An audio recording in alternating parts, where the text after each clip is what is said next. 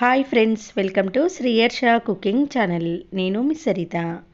ఇవాల్టి మన రెసిపీ వచ్చి సొరకాయ పెసరపప్పు.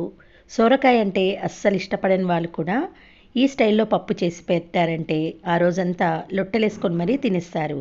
మరి ఆలస్యం చేయకుండా కమ్మగా సొరకాయ పప్పును ఎలా చేయాలో చూసేద్దాం పదండి. దీనికోసం ఇక్కడ నేను పావు కేజీ సొరకాయని తీసుకొని నీళ్ళతో శుభ్రంగా కడిగి పీల్ ఆఫ్ చేసుకొని ఈ విధంగా చిన్న చిన్న ముక్కలుగా కట్ చేసి పెట్టుకోవాలి. తర్వాత దీనికి సరిపడా 10 నుంచి 12 పచ్చిమిర్చిని చీలికలుగా కట్ చేసుకోండి.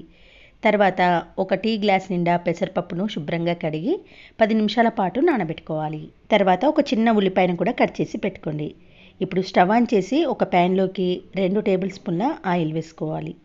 ఆయిల్ కొంచెం వేడెక్కిన తర్వాత పావు టీ స్పూన్ ఆవాలు, పావు టీ స్పూన్ జీలకర్ర వేసుకోండి. ఇది కొద్దిగా వేగిన తర్వాత కట్ చేసి పెట్టుకున్న ఉల్లిపాయ ముక్కలను వేసుకొని కొద్దిగా ఫ్రై చేసిన తర్వాత మనం కట్ చేసి పెట్టుకున్న పచ్చిమిర్చిని కూడా వేసి మంటను సిమ్లో పెట్టుకొని ఒక 2 మినిట్స్ పాటు కలుపుతూ ఫ్రై చేయండి. పచ్చిమిర్చి ఉల్లిపాయ ముక్కలు కొద్దిగా ఫ్రై అయిన తర్వాత పావు టీ స్పూన్ పసుపు, అర టీ స్పూన్ అల్లం వెల్లుల్లి పేస్ట్ వేసి పచ్చివాసన పోయే వరకు 30 సెకండ్స్ పాటు ఫ్రై చేయండి. తర్వాత మనం కట్ చేసి పెట్టుకున్న సొరకాయ ముక్కలను వేసి ఆయిల్ అంతా కలిసేలా కలిపేసి మూత పెట్టి సిమ్లో 2 మినిట్స్ మగ్గించాలి. 2 మినిట్స్ తర్వాత క్యాప్ తీసి ఓసారి కర్రీని కలపండి. చూడండి, 2 మినిట్స్ పాటు మగ్గిస్తేనే సొరకాయ ముక్కలు సాఫ్ట్గా ఉడికిపోతాయి. ఇలా ఒక 2 మినిట్స్ సొరకాయ ముక్కలు ఫ్రై అయిన తర్వాత చిన్న సైజు 2 టమాటాలను చిన్న ముక్కలుగా కట్ చేసి వేసుకొని ఓసారి కలిపేయండి.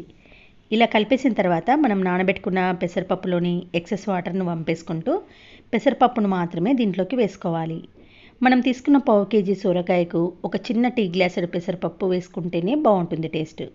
పెసరపప్పు పూర్తిగా ముక్కల్లో కలిసేలా కలిపేసి ఒక టీ స్పూన్ సాల్ట్ వేసి మూత పెట్టి సిమ్లో మరొక 2 మినిట్స్ పాటు మగ్గించండి. 2 మినిట్స్ తర్వాత మూత తీసి కర్రీని కలిపేసి జస్ట్ ఈ సొరకాయ ముక్కలు పెసరపప్పు మునిగేంత వరకు మాత్రమే వాటర్ పోసుకోవాలి. వాటర్ ఎక్కువగా వేయకూడదు.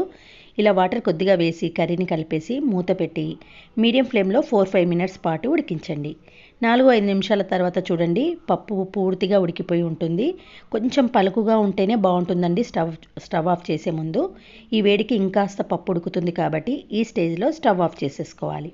అంతే, ఒక 4-5 మినిట్స్ చల్లారిన తర్వాత ఈ పప్పును సర్వింగ్ బౌల్లో ట్రాన్స్ఫర్ చేసుకొని వేడివేడి అన్నంలోకి కానీ చపాతీలోకి కానీ ముఖ్యంగా జొన్న రొట్టెకైతే చాలా బాగుంటుంది ఈ పప్పు. పూరీలోకి కూడా ఈ కర్రీ చాలా బాగుంటుంది. చూసారు కదండి, పెసరపప్పు ఉడికినట్టు ఇలా సెమీ సాఫ్ట్గా ఉండాలి. ముక్కలు కూడా మెత్తగా ఉడికిపోతాయి. పప్పు మరీ మెత్తగా ఉంటే బాగుండదు. ఈ స్టేజ్లో ఉండేటట్టు చూసుకోండి. అంతేనండి, ఎంతో టేస్టీ సొరకాయ పప్పు రెడీ అయింది.